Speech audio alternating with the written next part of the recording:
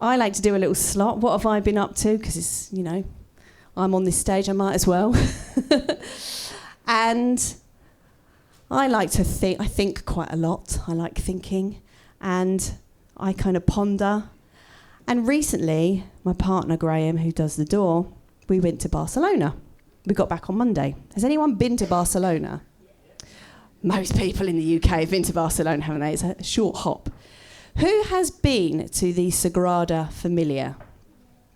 All of you, great. Those of you that haven't, I would like to invite you to get your phones out, Google the Sagrada Familia, and just take a look at some of the images. Okay, so the Sagrada Familia was designed by Gaudi, and he is known as God's architect. And when I saw this building, I was like, fuck my life. Excuse my French, but it is absolutely incredible. It's the most intricate piece of architecture I've ever seen. It's all gnarly and weird, and it's just amazing. And it was his life's work. It's almost like impossible. It's otherworldly. It's like you look at it and you think, how the hell can anyone even think that up, let alone know how to build it? And so he literally gave up everything to build this incredible building. And actually, when he got killed by a tram, and when the tram driver got out to look at who he'd run over, he didn't even know it was Gaudi. He thought he'd run over a tramp, because he had made it such his life's purpose to do this. He had bedraggled himself. He had given up his home. He'd given up his health. He'd given up his well-being, because he was so focused on this one project. And the most incredible thing was, I looked up and saw scaffolding, and I was like, oh yeah, they're probably always renovating it. I mean, there's so much of it to renovate. But no, they're not renovating it. They're still building it. That's how huge this is.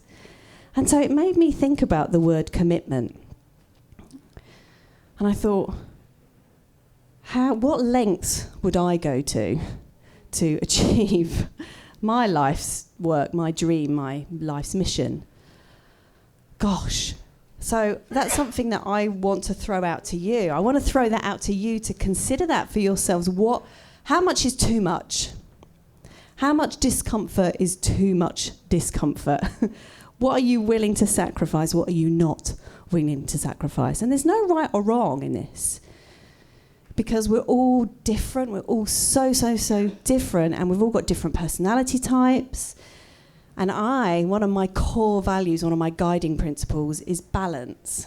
As somebody that experiences adrenal fatigue and anxiety, I have to balance my life, and I just don't think there's any way I could put as much into a project as what Gaudi did, but it certainly made me think, I can tell you. And it brought me to my next point, really. When is discomfort something to be avoided or something to push through? Okay, so a lot of people do run away from discomfort because it's uncomfortable. We don't like feeling uncomfortable. It's human nature to kind of run the other way, to go the other way. It's painful. It's painful to get up here and do public speaking. It's painful to learn a new skill or learn a new language, because you have to face your fears. It's painful to ask that person out on a date. It's painful to sometimes give up the things you love, like sugar, alcohol, dairy, gluten. But my thought about it is this. This is what I've been pondering. How do we discern whether an avoidance of discomfort is good for us, so will ultimately lead to what we want, or bad for us, will tip us over the edge and make us actually feel worse? Because sometimes good can come from pushing yourself, from, like this. Well, good always comes from this, even though it's a push for me to get up here and organise it and do this. Good always comes from this. I love this. But sometimes if I go to the gym and I'm tired, I actually feel worse afterwards. And I do for like 48 hours. I know that I kind of feel a bit poisoned inside, and it wasn't the right thing to do.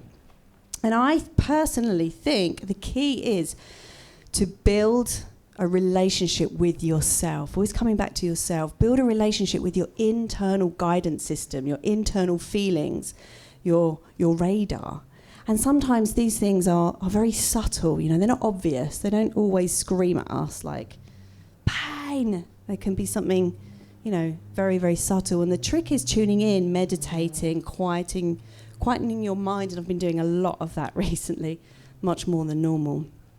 And then you can ask yourself, was it worth it? Was it worth getting up at 5 to do that yoga class? Yeah, I feel great for the rest of the day. Or actually, no, that I just feel worse.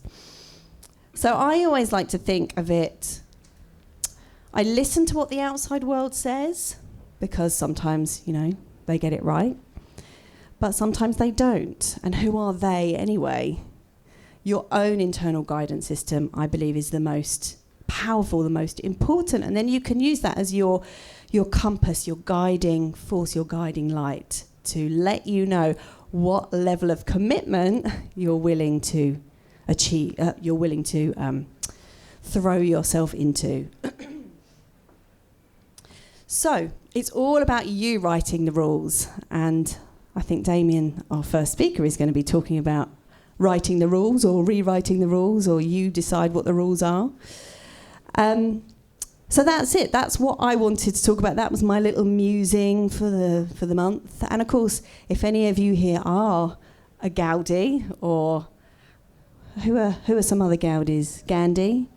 Who else? Gaudi and Gandhi. Dali, who was another one. Any others? Mandela. Yeah.